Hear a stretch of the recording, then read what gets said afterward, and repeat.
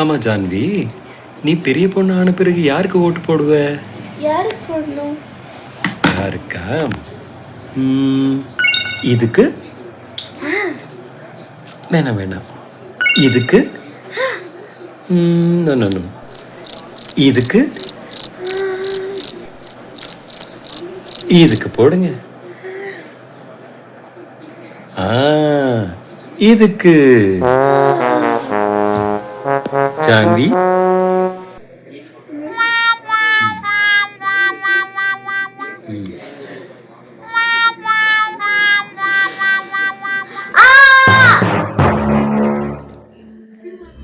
என்னுடைய ஓட் இதுக்கு. இதுக்கா? ஆம், நம்ம நாட்டையும் நம்ம நாட்டு மக்களையும் நேசிக்கிற ஒருத்தவங்களுக்கு தான் என்னுடைய ஓட்.